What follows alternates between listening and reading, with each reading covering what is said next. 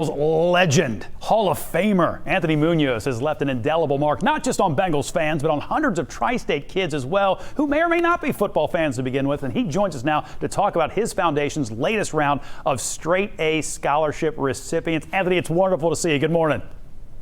Good morning. It's good to see you. And if they are football fans, by no means do they remember me at all. Oh, come on now. Everybody knows Anthony Munoz if they're from this town. But let me tell you, though, it's interesting. Every time I've had a chance to talk to you about your foundation and about these kids, as excited as you get about talking football, you seem like you're even more excited to talk about your foundation and what it's doing for young people. Is that a fair assessment?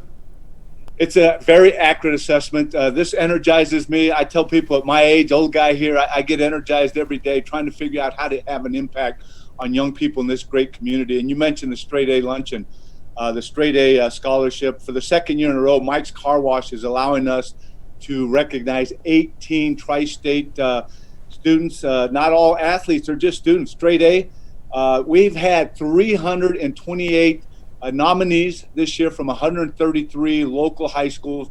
And the amazing thing, the average GPA for these young men and women, 3.92. Incredible. The fact, it makes it even more exceptional with what they've gone through, with hybrid learning and during the pandemic. Think about that, an average of 3.92. We get to honor and recognize, give them some scholarship money.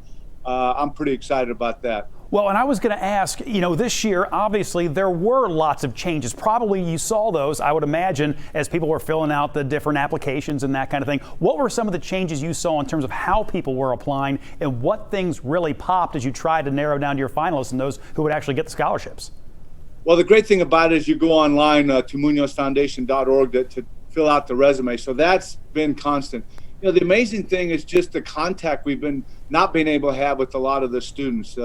In-face contact, or our Straight A, we usually don't bring them in and interview them like our regular scholarship fund. But when you do get a chance to talk to them, it's like this, Zoom.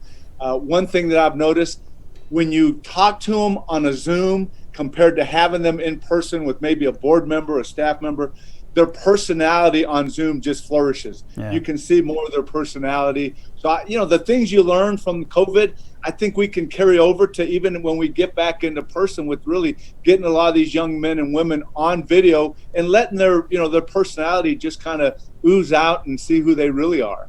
Anthony, do you ever get the opportunity to talk to someone 2, 3, 4 years down the line after they've gotten one of your scholarships to get a sense for what that meant for them, how it changed their life? It's mentioned, it's weird you mentioned that. We just got an email from a gal that got a scholarship in 2005. Wow. I mean, you're talking 16 years ago. She says, if it wasn't for the scholarship, I would have not been able to go to college. Not only she graduated from college, she went to law school. She's been practicing law for the last 8 years. And she says, it's because of what you guys did in my life and what you do in a lot of young people's lives. It's made a difference. We have, I could go on and really share. A good friend of mine, he's my financial advisor. He's on my board. We've had contact with a young man from Bellevue, Ludlow, right there in Northern Kentucky, Bellevue High School. He is now making a nice living. He sent in a check. And at one point, he was going to drop out of school because he had some fees he couldn't handle. One of my board members said, hey, let me just take care of these fees. You get back into school. He finished school. He's doing extremely well. He sent a check to the foundation. He says, I need to send a lot more because I'm doing really well. So it's story after story where we've just been a small part of their continuing education because these young men and women are so gifted. They go on to do great things. Amazing. We're also grateful what you do for our community, but there is no way I'm letting you out of here without talking about the Bengals Ring of Honor, because this is something that as fans we've been clamoring for. We've wanted it to happen. What does it mean to you as a player? Well, first of all, it's very humbling, and it's a thrill to be in that inaugural class. This is a place where I got drafted 41 years ago. This has been home for 41 years. I played my entire career for the Bengals.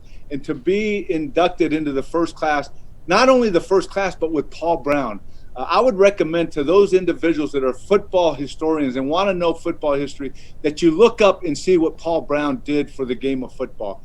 And the fact that I'm going in with him, and then we have 2 others that the season ticket holders will will vote on. I think it's phenomenal, not only for the players, but for the team and for the community, because I know the community has been, chattering, and there's a lot of noise about let's do a Ring of Honor. Well, it's happening, and let's move forward, and let's really celebrate, because in over 50 years that this franchise has been in existence, I know there's only one of us that's in the Pro Football Hall of Fame. There should be a few more, but there have been some not only good players, but some great, great players that have played for this organization.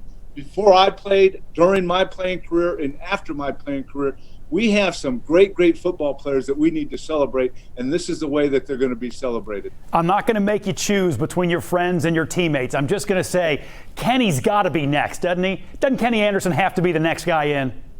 He should be, and I wear out the selectors, chewing their ear every time they call me for recommendations or advice on some other guys. We have two Kennys, 13 and 14. Yes, sir. 14 should be in, but there's also a Kenny Riley number 13 that should be in, and then I have a few more. But, Kenny Anderson, there's no question about it, should be in and should have been in for a long time. Yep. Anthony, I could talk to you for another 20 minutes or so, but I know you got other things to do. We really appreciate your time this morning. Thanks for what you do for kids in our community, and congratulations on the Ring of Honor. Well, thank you very much for having me on, and we'll keep doing it. All right. Keep doing it. We appreciate all the partners in the big team that we're a part of in this great community. All right. Take care, buddy.